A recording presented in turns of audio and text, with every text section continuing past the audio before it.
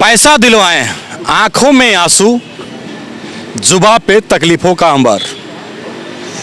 इसके पहले भी हमने खबरों में दिखाया था और ये आंसू नहीं है, आक्रोश है।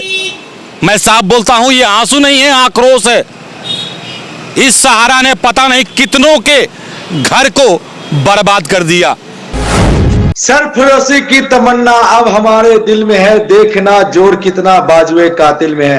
इनकलाब जिंदाबाद। न झुकेंगे न टूटेंगे, लड़ेंगे और मरेंगे, लेकिन सहारा निवेशकों को लेकर के न्याय जरूर लेकर रहेंगे। हम अपने खून से इनकलाब लिख देंगे, हम अपने खून से इनकलाब लिख देंगे।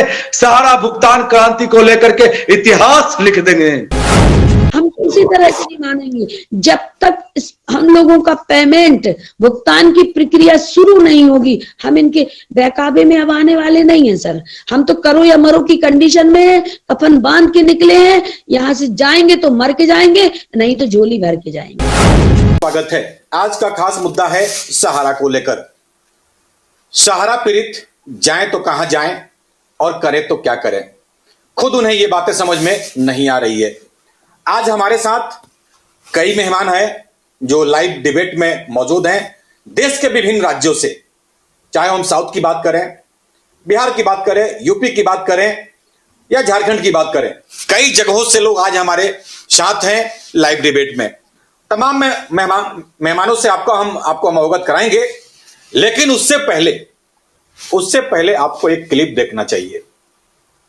कुछ दिन पूर्व, 1 महीना 2 महीना 6 महीना तक क्या चल रहा था, खास करके झारखंड की राजधानी रांची में किस तरह से महिलाएं रोते बिलखती नजर आ रही थी। तो वहीं कई लोग आक्रोश में भी दिख रहे थे, कई लोग उबाल में दिख रहे थे सहारा और सरकार के खिलाफ। कई नारेबाजी भी लोग करते नजर आए और किस किस तरह के वो नारे थे, तमाम बातों से आप अवगत हैं। लेकिन उन यादों को फिर से हम ताजा करेंगे, क्योंकि वो बातें पुरानी नहीं हुई है। लगातार अभी भी बातें सबके सामने आ रही है। हालांकि कई लोग इस पैसा के आस में इस दुनिया को छोड़कर चले गए और जो लोग बचे हैं, जिनको न्याय दिलाने की बात करते नजर आ रहे हैं, वो लगातार सरकार के पास पहुंच रहे हैं।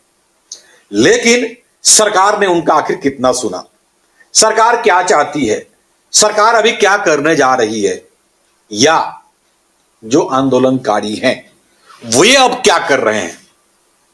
सरकार को झुकाने के लिए, या यूं कहें सरकार को अपनी बातों को सुनाने के लिए क्या क्या कर रहे हैं वे, और आगे क्या होने वाला है, और कौन सी बड़ी बात एक सामने आ रही है। तमाम मुद्दों पे हम आज बात करेंगे, डिस्कस करेंगे। कई मेहमान हमारे साथ हैं आज इस लाइव डिबेट में, और कई लोग ये सवाल लगातार कर रहे हैं। मतलब हमें भी कॉल आते रहते हैं, हमारे वेबसाइट पे भी लोग लिख रहे हैं हमें कॉल, यहां तक कि जब मैं रास्ते में जाता हूं यहां तक लोग पूछते हैं कि सर पैसा कब तक मिलेगा। हमारा भी वही सवाल है। अब तो सहारा से अब सवाल कौन करेगा जो खुद अब नहीं रहे इस दुनिया में। सवाल है अब सरकार से, क्या होगा, कैसे होगा, कौन सुनेगा, कब मिलेगा, कैसे होगा इलाज, और कैसे होगी बिटिया की शादी। जी बिल्कुल, आप सही सुन रहे हैं। मैं आज उसी मुद्दे पे बात करूंगा और उन यादों को फिर से मैं ताजा करूंगा। क्या कुछ परिस्थिति है महिलाओं की, जो पुरुष वर्ग के लोग हैं वे तो ठीक है, घर से बाहर निकल रहे हैं, शायद उन्हें कोई टोकता होगा, कोई नहीं टोकता होगा, लेकिन वे महिलाएं क्या करें, किसको बताएं, किसको सुनाएं अपनी परेशानियों को। लगातार विवश हो रही हैं वो। घर से बाहर निकलने में उन्हें डर लग रहा है कि कोई टोक ना दे, कहीं कोई गाली ना दे, कहीं बीच रास्ते में हमसे पैसा ना मांगने लगे। वो छोड़ दीजिए, उस महिला के बारे में आप याद कीजिए। उन तस्वीरों को भी आपको हमने दिखाया था जो गली कूचे से कचरा बीन बीन कर एक एक रुपया पाई पाई जमा कर इस सहारा को दिया था। 10 रुपया से मेरे ख्याल से भी एक स्कीम आया था कि आप 10 रुपया भी आप जमा कर सकते हैं। क्या हुआ उसका? कई लोग तो यह भी कहते नजर आ रहे हैं कि भाई पोर्टल में हमने, जैसा कि सरकार ने कहा था कि पोर्टल के माध्यम से आपको पैसा दिया जाएगा, ठीक है थोड़ा समय लगेगा लेकिन मिल जाएगा। तो कई लोग तो यह भी कह रहे हैं कि साहब हम तो पोर्टल में ऑनलाइन सब पेपर जमा किए और वहां से रिजेक्ट कर दिया गया। तो जब वहां से रिजेक्ट कर दिया गया, क्यों रिजेक्ट किया गया होगा, यह सवाल है। दूसरा, जब रिजेक्ट किया गया तो वो पैसा लिया कौन? उनके पास तो प्रूफ है, यहां हमने सहारा को पैसा दिया, प्रूफ है उनके पास। तो यदि प्रूफ उनके पास है तो फिर यह भी एक, हम लगातार इस पे बात करते आ रहे हैं कि वो पैसा कौन लिया, किसके पास गया। चलिए तमाम मुद्दों पर हम बात करेंगे, सभी मेहमान हमारे साथ जुड़ चुके हैं। लेकिन जब मैंने पैसा फिक्स किया पूरा हुआ, वो पैसा मुझे नहीं मिला, जिसकी वजह से मैं अपनी माँ को इलाज नहीं कर पाई और मेरी माँ एक्सपायर कर गई। बेसहारा हो गए सर। रोज दिन मैं 7 दिन से यहाँ पर रोज दिन आ रही हूँ जा रही हूँ, लेकिन अभी तक कुछ हमें सुनवाई नहीं मिली है, ना हमें सरकार देखने आ रही है। और वोट मांगने से हमें हाथ जोड़ जोड़ करके वोट देने के लिए बोलते हैं। अब सर घर चलाने के लिए पैसा नहीं है, खाना खिलाने के लिए नहीं है। अब 1-1 लाख 2-2 लाख रुपया कहाँ से हम पे दे, कहाँ से हम पैसा लाए? बहुत कष्ट हो रहा है सर। एकदम आपसे आग्रह है कि आप वहाँ तक, मोदी सरकार तक की खबर को पहुँचाइए और उनसे एकदम निवेदन करते हैं कि हम लोग का दुख को समझें और उस दुख को अति में हम लोग का साथ दें और पैसा दिलवाएं। खबरदार, अगर आज आप हमारा भुगतान नहीं करेंगे तो हमें आपको भूस्थापित करेंगे। ये हमारा चैलेंज है। और ये सरकारों के लिए चुनौतियां होगी कि जो भी पक्ष विपक्ष सत्ता में आना चाह रही है, पहले वो सारा इंडिया का भुगतान करा ले। ये सांसद और विधायक जो हैं, जनता के प्रतिनिधि हैं, ये देश भर के पीड़ित 13 करोड़ निवेशकों की बात करना मुनासिब नहीं समझते। लगातार लाखों पत्र हम लोगों ने भिजवाया है। आज एक पत्र नहीं है, हिंदुस्तान में देश के प्रधानमंत्री से लेके इस देश का संतरी तक जानता है कि सड़क पे लोग आंदोलन कर रहे हैं। प्रशासनिक अमले में बैठे प्रत्येक अधिकारी इस बात को जानते हैं कि लोग 3000 से ज्यादा लोगों ने अपनी पैसे के भुगतान के लिए आत्महत्याएं कर ली हैं, जिसको सहारा का एजेंट कहते हैं। गुनाह सिर्फ इतना था कि सुब्रत राय जैसा एक महाफ्रॉड कंपनी और एक ऐसे व्यक्ति पे विश्वास करके, जिसको लाइसेंस भारत की सरकार ने दिया था। और इस गुलामी से हम लोग जब तक मुक्ति नहीं दिला देंगे अपने जमाकर्ताओं को, इस देश के 70 करोड़ नागरिकों को, तब तक हम लोग चैन से नहीं बैठेंगे जब तक इनका अपना पैसा नहीं दिलवा दें। पैसा नहीं मिल रहा है, मरेंगे तो मेरा कब्र में जाके पैसा देना। क्या जवाब दें उनको? कोई जवाब है? आज वो 10,000 रुपया लेके क्या करेगी? आप ये 10,000 क्यों दिया रहा है? हम 5 लाख जमा किए हैं, 2 लाख जमा किए हैं। हम 10,000 लेके कैसे शादी हम करेंगे? बेटी के लिए हम रखे थे, वो हम कैसे शादी करेंगे 10,000 में? 10,000 उसका नियत खराब है सर। और ये मैंने कहा ये शुरुआत है, अगर ये सफलता से होता है और सफलता से होगा, उसका मुझे पूरा विश्वास है, क्योंकि पूरी प्रणाली को मैं समझा हूं। तो आइए अब हम बात कर लेते हैं हमारे साथ जो मेहमान हैं। अभी आपने सुना, साउथ से हैं, यूपी से हैं, बिहार से हैं, झारखंड से हैं, कई लोग हमारे साथ हैं। शुरुआत करते हैं हम, अभय देव शुक्ल जी हमारे साथ हैं। अभय जी, शुरुआत आपसे करेंगे, क्या कहेंगे? और एसएमपी न्यूज के सभी दर्शकों को हृदय से आभार, अभिनंदन।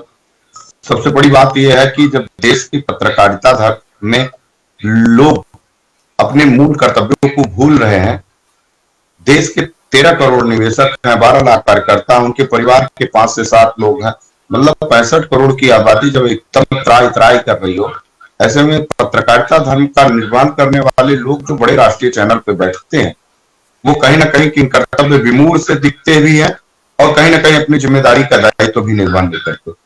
अब ऐसे में प्रश्न ये है कि जब देश में सरकारें निरंकुश हो जाए, न्यायपालिका से लोगों का विश्वास उठ जाए, भ्रष्टाचारी अपने चरम भ्रष्टाचार पे रहे, आखिर इस देश में देश की पीड़ा पे आवाज को उठाएगा। बोलेगा कौन? बोलने का साहस कौन करेगा? ऐसे में मैं तो बहुत गर्व से इस बात को कहता हूं, मैं बहुत भाग्यशाली हूं कि मुझे SMP न्यूज झारखंड से सिंह साहब मिले हैं और लगातार जो सहारा के पीड़ितों का मुद्दा, जब से हम लोगों ने आंदोलन को देश के विभिन्न हिस्सों में ले जाकर के इस आंदोलन को बड़ा करने के संकल्प लिए हैं, ऐसे में SMP न्यूज झारखंड से वो चेहरा बन के ऊपर आया पत्रकारिता जगत में कि देश के लोगों की उम्मीद और खासतौर पर झारखंड और बिहार के लोगों की तो बड़ी उम्मीद बनकर के आया। तो सबसे पहले मैं तमाम जितने दर्शक हैं, जितने सहारा के पीड़ित निवेशक हैं, उन सभी लोगों की तरफ से SMP न्यूज के तमाम टीम मेंबर जो बड़ी मेहनत से इस पूरी कवरेज को करते हैं और बहुत बारीकियों से सरकार तक खबर पहुंचाने का काम करते हैं, उन सबको हृदय से आभार अभिनंदन करता हूं। बहुत बहुत साधुवाद देता हूं कि आखिर जब पत्रकारिता धर्म को निभाने की बारी आती है तो स्वतंत्र पत्रकारिता के रूप में SMP न्यूज के तमाम जाबाज साथी अपने देश के लोगों की पीड़ा उठाते हैं। तो ये आवाज सरकारों तक पहुंचती है। निसंदेह आपकी एक खबर सरकारों तक ही नहीं पहुंचती, देश के आम जनमानस तक भी पहुंच रही है और उनको महसूस हो रहा है कि कोई तो है। जब तमाम राष्ट्रीय चैनल बात करने से इनकार करते हैं, सहारा के पीड़ितों का मुद्दा जैसे लगता है कि अगर उनके पास तक पहुंच जाता है तो लगता है कि उनके पास कोरोना जैसी कोई घातक बीमारी छू लेने की स्थिति आ रही हो और उसको देखते ही वो दूर भागने लगते हैं कि कहीं ऐसा ना हो कि कोरोना से जैसे लोगों की मौत हुआ करती थी। सहारा पीड़ित निवेशकों का मुद्दा की बात रखते ही अचानक उनके हार्ट अटैक आने लगे। तो ये राष्ट्रीय मीडिया का हाल। लेकिन फिर भी हमारे जहां पांच क्रांतिकारी जो है वो पूरी तरह से रणनीति के तहत देश के विभिन्न हिस्सों में से आए हैं, और चाहे वो मध्य प्रदेश हो, छत्तीसगढ़ हो, राजस्थान हो, बिहार हो, झारखंड हो या उत्तर प्रदेश हो, तमाम राज्य के लोग हैं, तेलंगाना हो, दक्षिण भारत का नेतृत्व कर रहा हो, वो सब लोगों ने सर पे कफन बांधा है कि कोई भी प्लेटफॉर्म छोड़ेंगे नहीं और कहीं से भी देश की सरकारों को सोई और अपनी धर्म का पालन ना कर पाने वाली मीडिया को या फिर न्यायपालिका, इन सबों को झकझोरेंगे, जगाएंगे और एक दिन देश के लोगों की खुशियां मिलेंगी। इसी क्रम में हम सब लोग आज दिल्ली में हमारा 10वां दिन है। हम लोगों ने 27 तारीख का जो कार्यक्रम किया था, उस 27 तारीख के कार्यक्रम को कंटिन्यू मैंने कहा था, लोगों से चर्चा किया था कि भाई हम चलेंगे और हम अपना दायित्व और फर्ज अदा करते हुए, चाहे हमारे वो क्रांतिवीर साथी ही हमारे साथ क्यों खड़े रह गए हों, लेकिन हम लोगों ने जितने भी हैं उन लोगों ने, मैंने एक टीवी चैनल पे कहा कि आप इन जिन चेहरों को देख रहे हैं वो चेहरे कोई साधारण आदमी नहीं है, आप इनको कॉमन मैन होने का भूल मत करिएगा। ये कॉमन मैन वो है जो कभी एक फिल्म आई थी नसरुद्दीन शाह की, कि जब देश के सिस्टम से वो लोग परेशान हो रहे थे तो एक कॉमन मैन का जन्म होता है और वो कुछ भी कर जाने का माता रखता है।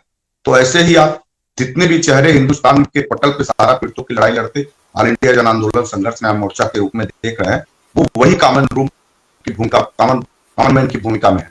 और वो कॉमन मैन है जो गांव, गरीब, देहात, पीड़ित, शोषित, वंचितों की अधिकारों की लड़ाई लड़ने के लिए अपने प्राणों की बाजी लगाने से चूक नहीं रहा। चाहे वो विधानसभा हो, लोकसभा हो या देश की खुदी मीडिया हो या फिर विपक्ष की कार्यालय, संसद भवन हो, कहीं भी गुरेज नहीं है। और इस कड़कड़ाते ठंडक में ये सभी साथियों ने अपना परिवार छोड़ा है, आपके परिवार के लोगों को जीवन बचाने के, आपके अपने परिवार के लोगों में खुशियां लाने के लिए। और ये आजादी की लड़ाई का वो बंजर मुझे याद आता है जब हम कहानियों में पढ़ते थे कि कोई सरदार भगत सिंह थे, अशफाक उल्लाह खान थे, बक्टेश्वर दत्त थे या तमाम क्रांतिकारी साथी थे, जिन्होंने चंद लोग थे जिन्होंने अपने प्राणों की परवाह नहीं करी थी। उन्होंने कहा था कि हम रहे ना रहे, देश सलामत। तो ये बिल्कुल भाई जी, आपसे मैं जुड़ूंगा। थोड़ा सा आपका वीडियो मुझे लगता है नेटवर्क सही नहीं मिल पा रहा, थोड़ा सा उसको ठीक कर लीजिए। शहनाज जी हमारे साथ हैं, क्या कहेंगी मैम? आप लोग दिल्ली भी गई थी।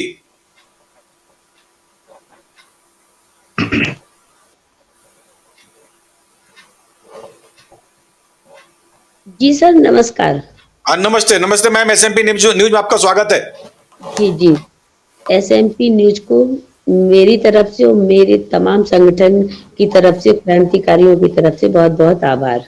सर आप हम पीड़ित निवेशकों की आवाज को उठा रहे हैं, इसके लिए आपको बहुत बहुत धन्यवाद। सर मैं एमपी से हूँ। दिल्ली हम लोग गए नहीं थे सर हम लोग 26 तारीख से रेगुलर अभी भी दिल्ली में ही हैं। और हमारा ये धरना प्रदर्शन जो था अनिश्चितकालीन का था। हम लोग बराबर इस कड़कड़ाती ठंड में भी हम लोग रामलीला मैदान में धरना प्रदर्शन, क्योंकि जंतर मंतर से 2 दिन के बाद हमको वहां से हटा दिया गया था। उसके बाद हम लोगों ने रामलीला मैदान पे अपना धरना स्थल धरना प्रदर्शन फिर से शुरू कर दिया। शुरू चल ही रहा है वो तो। लेकिन सर मैं ये कहूँगी कि मुझे ये नहीं समझ में आता है कि हम 13 करोड़ पीड़ित निवेशक की आवाज को आखिर नेशनल मीडिया बिल्कुल भी नहीं उठाना चाहती है, दूर दूर तक इतना किनारा कर लेती है कि इतना डर लगता है, जब भय लगता है। जैसे कि अभी हमारे अध्यक्ष जी ने कहा है कि कोरोना जैसी बीमारी, बिल्कुल एकदम बिल्कुल सही कहा है उन्होंने कि कोई इस मुद्दे को उठाने से आखिर क्यों इतना पीछे हटता है, क्या वजह है। सरकार और सुब्रत राय में और उनमें क्या इस तरीके से इनका तालमेल बैठा है, कुछ समझ में ही नहीं आता है। अमित शाह जी ने हमारी आंदोलन का ही नतीजा था कि 5,000 करोड़ रिलीज हुए, उसमें भी अमित शाह जी ने जो पोर्टल बनाया उसमें भी वो सफल नहीं हो पाए। ये संसद में भी मुद्दा DL वर्मा जी ने उठाया था कि 3 करोड़ 40 लाख लोगों ने लॉगिन किया है, सिर्फ 1 लाख कुछ लोगों को पैसा दिया गया है। 5,000 करोड़ में सिर्फ मात्र 200 करोड़ रुपए बांटा गया है। तो आप देख लीजिए उन्होंने 45 दिन का अल्टीमेटम दिया था, समय दिया था कि 45 दिन में आपके अकाउंट में आपका पैसा पहुंच जाएगा, लेकिन वो भी विफल हो गया। अब मैं आपसे ये कहना चाहती हूँ, मैं आपके चैनल से प्रधानमंत्री जी से और अमित शाह जी से मैं ये विनम्र अपील करना चाहती हूँ, ये इन्होंने जो स्लोगन दिया है कि बेटी बचाओ बेटी पढ़ाओ, मैं कहना चाहती हूँ मोदी जी, ये जो 13 करोड़ पीड़ित निवेशक है ना, इसमें 5 करोड़ सिर्फ महिलाएं हैं, 5 करोड़ महिलाएं हैं। क्या ये बहन बेटियां नहीं है? इन बहन बेटियों की भी आवाज को सुन लीजिए मोदी जी। क्या हम इस देश के नागरिक नहीं हैं? तमाम लोगों की बातों को सुना जाता है, सिर्फ सहारा के नाम से सबको क्यों सांप सूंघ जाता है? आखिर कब तक लड़ेंगे अपने ही जमा पूंजी को पाने के लिए? हम कब तक करेंगे? क्या देश है हमारा? आखिर हम लोग जाएं तो कहाँ जाएं? हमारे 4,000 से ज्यादा एजेंट साथियों ने आत्महत्या कर ली। क्या चाहते हैं मोदी जी? बहन बेटियों के लिए अगर आपने स्लोगन दिया है मोदी जी, तो प्लीज 5 करोड़ इसमें सिर्फ हमारी बहनों का पैसा जमा है, बहनों का, जिनके लिए आप कहते हैं ना बेटी बचाओ बेटी पढ़ाओ। तो मोदी जी विनम्र अपील है आपसे कि यहाँ आपकी ये बहन बेटियां आज 10वां दिन हो गया है रामलीला मैदान में इतनी कड़कड़ाती ठंड में भी बैठी हुई है, लेकिन किसी को भी नहीं परवाह है इनकी। सिर्फ स्लोगन देना इनको आता है, जुमलेबाजी करना इनको आता है, रियल धरातल पे इनका कोई भी काम नहीं है। इसी के साथ मैं अपनी वाणी को विराम देती हूँ। धन्यवाद। आक्रोश आपका दिल्ली में देखने को मिला था। हाँ, नमस्कार सभी को। नमस्कार। First of all I would like to thank channel और भाइयों, आपको तो कहती हूँ आप हमारे लिए भगवान का रूप है, क्योंकि मैं तो कहीं भगवान को नहीं देखती, ना पिता देखे, मेरे ताऊ देखे, मेरे दादा देखे, परदादा देखे, हम तो आप के अंदर भीतर ही हम भगवान का रहे, तो आप लोगों को सच्चाई का उजागर कर रहे, ये हमारे लिए बहुत बात है कि ये एक दिन की बात नहीं, 40 इयर्स का इंडस्ट्री है हमारा इंडिया। ये हाफ सेंचुरी पीरियड में 50 इयर्स में सहारा मात्र एक बात को लेकर धोखा दे दिया, वो है देशभक्ति। देशभक्ति के नाम पे ये घातक थे और लोगों को डुबाते आए। आज की स्थिति हम चाहते हैं, हम लगातार दिल्ली में बैठे हुए हैं और दिल्ली में माहौल ऐसा है, मौसम ऐसी है कि हम क्योंकि हमारे पास जो टेम्परेचर रहती है इस पे 36 डिग्रीज कहाँ पर -डिग्रीज पे चले गई है यहाँ का टेम्परेचर। ये विषम हालत में भी हम लोग सब लोग सर के ऊपर कफन बांध के किसी भी कीमत, किसी भी हालत निवेशक का पैसा हम वापस दिलाना चाहते हैं, चाहे हमें सूली पे चढ़े जाते हैं। जी मैम, एमपी से कुछ कहना चाह रही हैं आप? जी सर, धन्यवाद सर। मैं ये कहना चाह रही हूँ, ये जो हमारी बहन है, वाकई में इनकी पीड़ा बहुत ही अत्यधिक मतलब मन को विचलित कर देती है। लेकिन बट सर, ये एक बहन की पीड़ा नहीं है, ये हजारों लाखों करोड़ों की संख्या में ऐसी ही पीड़ा है। और हमारी करोड़ों बहन बेटियां ऐसी हैं जिनकी शादी नहीं हुई, टूट गई, उनका पैसा सारा इंडिया में जमा है। उनके दुख दर्द को जब हम देखते हैं तो हम लोगों की रूह कांप जाती है। और हम लोग स्वयं भी जिन लोगों का पैसा जमा करवाए हो, खुद अपने हम लोगों के हालात भी इसी तरह से है सर, बयां नहीं कर सकते हैं, बहुत विचलित कर देती हैं ये चीजें। आखिर देखना चाहिए, सरकार को इस पे संज्ञान लेना चाहिए, लेकिन सरकार पता नहीं क्यों मूक दर्शक बनी हुई है। आखिर क्यों इन बहन बेटियों के लिए क्यों स्लोगन देती है कि बहन बेटियां बचाओ, बेटी पढ़ाओ। अरे ये बहन बेटियां आखिर जाएं तो कहाँ जाएं, किससे गुहार लगाएं? जो वर्तमान में सरकार है उसी से तो शिकायत करेंगे, उन्हीं से तो सवाल जवाब करेंगे ना। जी बिल्कुल, आपकी मैं तकलीफों को समझ सकता हूँ। क्या आपने भी पैसे जमा कराए हैं? जी सर, मैं जमा करता भी हूँ और एजेंट भी हूँ सर। आप दोनों हैं। आप हमें एक चीज बताइए कि हालांकि ठीक है, झारखंड के जो महिलाएं हैं जो जमा करता और अभी करता दोनों हैं, वो कहते ये नजर आ रही हैं कि हमें घर से निकलना अब दुर्लभ हो गया है। कोई गाली दे रहा है तो कोई मारने की धमकी दे रहा है। क्या आप लोग की भी वही परिस्थिति है? जी सर, बिल्कुल एकदम राइट, जो कह रही है बिल्कुल सही कह रही है सर। हम लोगों का घर से निकलना तो ठीक है सर। सबसे पहले हम लोग जो हमारे खुद के घर के परिवार के लोग होते हैं, उनसे हमारे जो संबंध है वो खराब हो गए हैं। क्योंकि सबसे पहले हमने चाचा, फूफा, ताऊ, मामी और बुआ तमाम लोगों के पैसे जो लगवाए हैं, आज वो हम पे ही इल्जाम थोपते हैं। हम नहीं जानते सारा इंडिया को, हम आपको पैसा दिए थे। और जो तमाम जमा करता है हमारे जो आस पड़ोस के, मोहल्ला पड़ोस के और भी तमाम जहाँ फील्ड में हम लोग जाते, वो ये कहते हैं, मतलब वो हम लोगों पर क्रोधित होते, गुस्सा हम लोगों के ऊपर उतारते हैं। हम लोगों ने कई जगह तो किनारा काट लेते हैं कि फला की जगह नहीं जाना है, वहां अगर वो मिल जाएंगे तो वो हमको टोकेंगे कि हमारा पैसा कब मिलेगा। और ये कहते कहते हम लोगों को 12 साल हो गया। आखिर बताइए हम लोग कब तक उनको जवाब नहीं दे पाएंगे?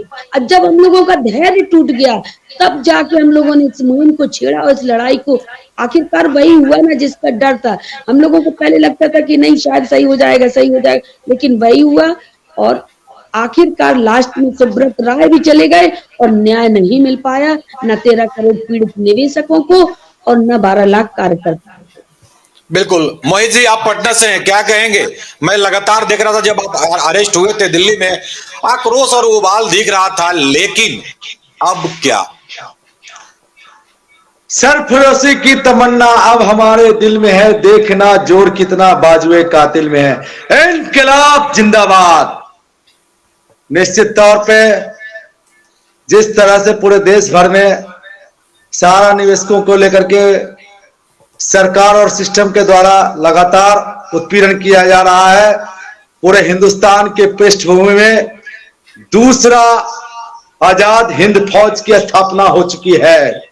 यह आजाद भारत देश का दूसरा सबसे बड़ा लड़ाई है, जो हमारे अभयदेव शुक्ला जी ने संयुक्त ऑल इंडिया जन आंदोलन संघर्ष न्याय मोर्चा को लेकर स्थापना किया है। हम वो क्रांतिकारी हैं, न झुकेंगे न टूटेंगे, लड़ेंगे और मरेंगे, लेकिन सहारा निवेशकों को लेकर के न्याय जरूर लेकर रहेंगे।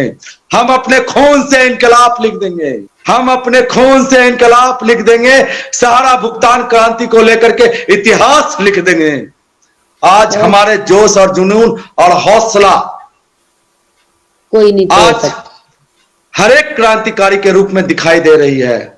हम लोग लगातार सरकारों से मांग कर रहे हैं, आजाद देश के दूसरी सबसे बड़ी लड़ाई आर्थिक आजादी के रूप में, जिसमें देश के तमाम शोषित पीड़ित निवेशकों को लेकर के एक मंच का आह्वान किया गया है। जिस तरह हमारे नेताजी सुभाष चंद्र बोस ने आजादी की लड़ाई में आजाद हिंद फौज की स्थापना की थी, उसी तरीका से हमारे राष्ट्रीय अध्यक्ष अभयदेव शुक्ला ने राष्ट्रीय स्तर पर तमाम शोषित पीड़ित निवेशकों को लेकर के ऑल इंडिया संघर्ष न्याय मोर्चा का मंच बनाया है।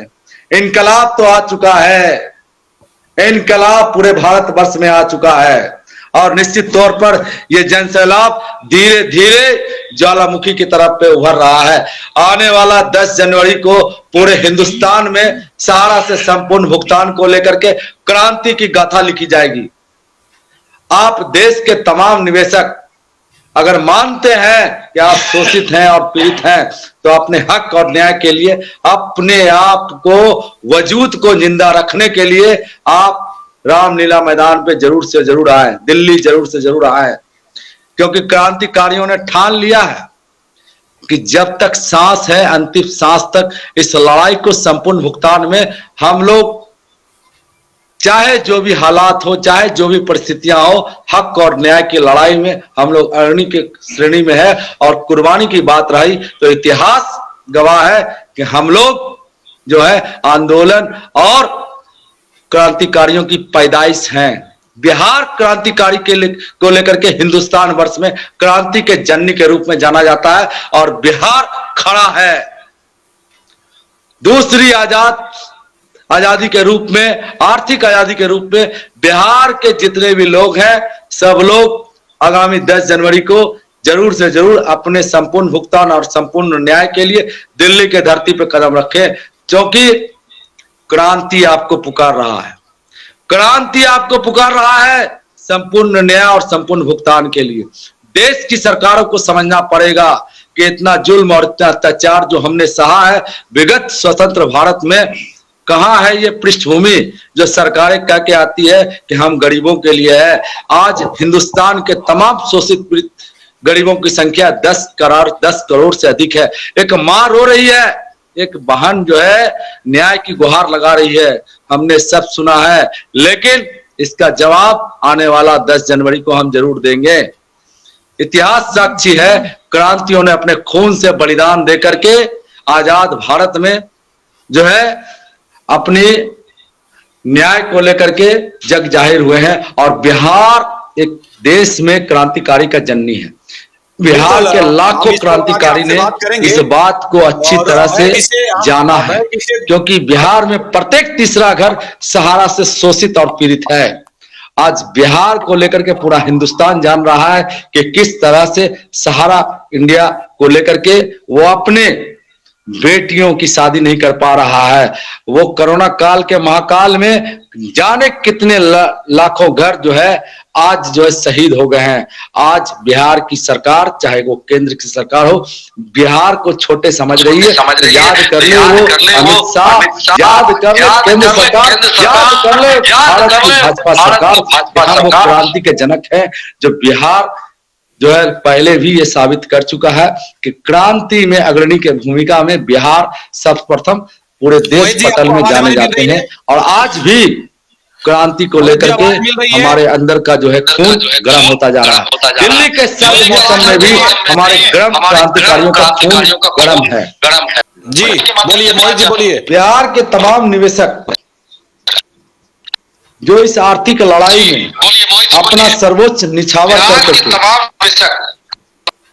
ऑडियो कोई म्यूट करें आप लोग, आपका ऑडियो डबल आ रहा है। जो आज दिल्ली की लड़ाई में अडिग हैं और लगातार लड़ रहे हैं, आजाद देश में दूसरी सबसे बड़ी लड़ाई जो है शुरुआत हो चुकी है। हमारे बिहार के कई साथी आज ट्रेनों में आकर के अपने हक और अपने सम्मान की लड़ाई में शामिल हो रहे हैं। लगातार जो सूचनाएं मिल रही है कि लगभग बिहार की आधी आबादी दिल्ली के 10 जनवरी को रामलीला मैदान में वो नजर आएगी और देश की सरकारों से जानना चाहेगी कि बिहार जो आजाद भारत देश में क्रांति की जननी के रूप में जाना जाता है, चाहे 74 की क्रांति को लेकर के रख लीजिए, जेपी आंदोलन का भी आगाज बिहार की धरती से हुआ था और बिहार के क्रांतिकारी अपना हक और अपना अभिमान और अपना स्वाभिमान सत्ताधारियों से लेना भी जानते हैं, मांगना भी जानते हैं और छीनना भी जानते हैं। हमारा खून गर्म है। दिल्ली के सर्द मौसम में भी हमारे खून की गर्मी में कभी कमी नहीं दिखेगी। फिर उसी तरीके से बिहार क्रांति की जर्नी में आपको दिखाई देगा। बिहार के हर कस्बे, हर जिले, हर चौक, हर चौराहे, हर गांव, हर मोहल्ले से आने वाले 10 जनवरी को रामलीला मैदान में हक और न्याय की गुहार लगाते हुए देश की सरकारों को यह चेतावनी जारी करेगी। आपने देखा तो है कि ये जो पैसा रिलीज हुआ था ये मार्च 2023 में 29 मार्च को रिलीज हुआ था और ये 29 दिसंबर निकल चुका है। 9 महीने हो चुके हैं इसको। अमित शाह जी ने हैदराबाद की एक सभा से कहा था कि 9 महीने में सभी का संपूर्ण भुगतान हो जाएगा। आप बताइए जब ये अपनी इतने मतलब इनको पोर्टल लाने की तो आवश्यकता क्यों थी? ये जहां जहां भी अपना एक ऑफिस खोलते ना, सभी एक तो 90% बंद हो चुके हैं, 10% है, तो एक ऑफिस कहीं का खुलवा के या तो पोस्ट ऑफिस द्वारा या कहीं कुछ ऐसी व्यवस्था बनाते कि ये उस तरीके से बांटते। भले इनको ये था कि पहले हम छोटे, लेकिन सर मैं आपसे ये कहना चाहती हूँ कि इसमें छोटा कोई इन्वेस्टर रह ही नहीं गया है जो ये अमित शाह जी क्या बोल रहे हैं, क्योंकि इसमें छोटा 12 साल से आपने पेमेंट नहीं दिया है। अगर किसी ने 5,000 भी जमा किया होगा तो आप लगाइए, उसका 2-3 गुना चला गया उसका पैसा। 5 साल 4 महीने में डबल करने की स्कीम थी इसमें। तो ये जस्ट 5-10 वाले लोग तो बहुत वो लोग हो सकते हैं सर जो डिफॉल्ट खाते कहलाते हैं, जो चालू किए और नहीं जमा कर पाए। 2500, 3500, 3800, 7000, 5000 इस तरीके से इन्होंने कुछ लोगों को पैसा दिया है। बाकी अगर कोई कहे कि इसमें 10-10 हजार वाले का कोई ऑप्शन नहीं है, कोई मतलब नहीं है। अमित शाह जी ने ये जो उन्होंने पोर्टल लॉन्च किया ये भी जुमला साबित हुआ और अभी जो सरकार कर रही है हम किसी तरह से नहीं मानेंगे जब तक हम लोगों का पेमेंट भुगतान की प्रक्रिया शुरू नहीं होगी। हम इनके बहकावे में अब आने वाले नहीं है सर। हम तो करो या मरो की कंडीशन में है, कफन बांध के निकले हैं। यहाँ से जाएंगे तो मर के जाएंगे, नहीं तो झोली भर के जाएंगे। मतलब 10 तारीख को फिर से आप लोग दिल्ली कुछ कर रहे हैं? सर हम लोग तो दिल्ली में ही हैं। अभी हम लोग 26 तारीख से दिल्ली से हटे ही नहीं है। रामलीला मैदान में हमारा धरना प्रदर्शन चल रहा है रेगुलर। अभी तक आप लोग दिल्ली में हैं? जी सर, वही तो मैं बोल रही हूँ। 10 दिन हो चुके हैं हम लोगों को इस कड़कड़ाती ठंड में। जंतर मंतर में 2 दिन था, उसके बाद हम लोग रामलीला मैदान में आ गए और रेगुलर रामलीला मैदान में डेली हम लोग वहां से अपनी वीडियो वायरल करते हैं। अभी हम लोग सब वहीं पे हैं, रामलीला मैदान में धरना प्रदर्शन चल रहा है। मतलब जो 27 तारीख से जो आप लोग दिसंबर से जो दिल्ली में है, आप लोग वहीं पे डटे हुए हैं? जी सर बिल्कुल वहीं पे डटे हुए हैं। इस कड़ाके की इतनी ठंड है यहाँ पे कि हम बता नहीं सकते। क्या हमारे भी घर परिवार नहीं, हमारे भी बच्चे हैं। चतुर्वेदी चंबल संभाग से। जी मध्य प्रदेश से। आवाज पहुंच रही सर? जी बिल्कुल आवाज आपके हमारे मिल रही है। हम ग्वालियर से, चंबल संभाग से 27 तारीख से दिल्ली में डटे हुए हैं और हमारे सभी क्रांतिकारी दिल्ली में ही है। नेटवर्क का काफी इशू है, माफ कीजिएगा। हालांकि ये सभी लोग दिल्ली में ही हैं, लेकिन वहां पे नेटवर्क का इशू है जो हम लोगों से कनेक्ट नहीं हो पा रहे हैं। लेकिन सही में जो परिस्थिति है जो परिस्थिति है वो मैं क्या बताऊं। हमारे साथ अभी जुड़ चुके हैं संतोष, जो कि रांची से हैं। संतोष, क्या आप हमें सुन पा रहे हैं? जी संतोष, अभी तो आप रांची मेरे ख्याल से आ गए हैं, लेकिन जो लोग 27 तारीख को दिल्ली गए थे, हालांकि आप भी गए थे और आप रांची लौट आए हैं, लेकिन पिछले कई दिनों से वो दिल्ली में ये इस ठंड में भी डटे हुए हैं। जी, पहले तो एसएफपी को मैं नमस्कार करता हूं और सारे दर्शकों को जो देख रहे हैं उनको भी नमस्कार करता हूं। और अभी हम लोग दिल्ली से परसों ही लौटे हैं। कुछ तबीयत भी ढीला ढीली हो गई थी और महिलाओं बहुत थे वहां पास, महिलाओं को भी साथ में लेके आना थी। कभी 7-8 दिन हो गई थी वहां रहने के बाद। अब फिर तैयारी है हमारी 10 तारीख की, और अभी भी लोग वहां डटे हुए हैं कि पूर्व भुगतान लेके ही वापस लौटेंगे। तो ये 10 तारीख को क्या होने वाला है? क्योंकि लगातार लोग 10 तारीख की बात कर रहे हैं, तो क्या इस बार क्या संख्या बल आप लोग की मतलब अच्छी खासी रहेगी क्या? इस बार की संख्या बल की अंका की बहुत अच्छी खासी होगी, क्योंकि पूरा सभी महानगर में वो लोग हैं डटे हुए, और महानगर में वापस हर एक जो पर्ची बांटी जा रही है कि उस दिन जितने शहर से भुक्तभोगी है, जमाकर्ता हो, कार्यकर्ता हो, ऑफिस कार्यालय हो, जो भी हो, जो भुक्तभोगी है सहारा से, जो इनका भुगतान नहीं हो पा रही है, वो सारे लोग को पर्ची दिया जा रहा है और आह्वान किया जा रहा है कि 10 तारीख को आवे, ताकि सरकार से हम लोग भुगतान का बात कर रखे। जो लोग अब विश्वास खो चुके हैं कि पता नहीं हमारा पैसा मिलेगा नहीं मिलेगा, ये कुछ पता नहीं है, तो क्या होगा नहीं होगा ये शायद नहीं मालूम। क्योंकि देखिए, किसी को 100 रुपया 200 रुपया भी हम देते हैं ना, तो किसी को कर्ज देते हैं तो याद रहता है कि उसने हमारा पैसा लिया है तो वो देगा तो हमारा काम चलेगा। बताओ, 1 लाख 2 लाख 4 लाख 5 लाख 10-10 लाख रुपया लोग जमा किए हैं, क्या होगा उनका? बड़ा सवाल है। लगातार अब हम इस मुद्दे पे हम लोग बहस करते रहेंगे और डिबेट होते रहेगा। तकनीकी प्रॉब्लम है, हालांकि ये एसएमपी के तरफ से नहीं था, जो लोग जहां से जुड़े हुए थे वहां पे नेटवर्क का इशू है। अभी देखिए, संतोष हैं, उसके बाद दीवान जी हमारे साथ हैं, ये लोग रांची से जुड़े हुए हैं। अभी देखिए नेटवर्क यहाँ पे बिल्कुल सही है। तो हालांकि रांची का मौसम ठीक है, थोड़ा सा मौसम में नमी होता है, सही है, लेकिन यहां का मौसम वो इतना भी खराब नहीं होता है। 2 घंटे के लिए खराब जरूर होगा, लेकिन फिर सही हो जाता है। लेकिन बाहरी यदि हम बात करें, अभी बिहार की बात करें, चाहे यूपी की बात करें, दिल्ली की बात करें, काफी फॉग है वहां पे, मौसम खराब है। लेकिन हम जल्द इस पर भी डिबेट फिर से करेंगे और एक खास जो बात रह गई है उस पर हम चर्चा करेंगे। एसएमपी न्यूज के साथ, और हमारे पेज के फॉलो बटन को जरूर दबाएं। तो आज की खबर में बस इतना ही। बने रहे एसएमपी न्यूज के साथ, अपना ख्याल रखें, क्योंकि आपसे हम, आप है हमारी ताकत। लेटेस्ट अपडेट के लिए हमारे फेसबुक पेज को फॉलो और लाइक जरूर करें, तो वहीं विस्तृत खबरों के लिए हमारे यूट्यूब चैनल को सब्सक्राइब जरूर करें। आप सभी का बहुत बहुत धन्यवाद।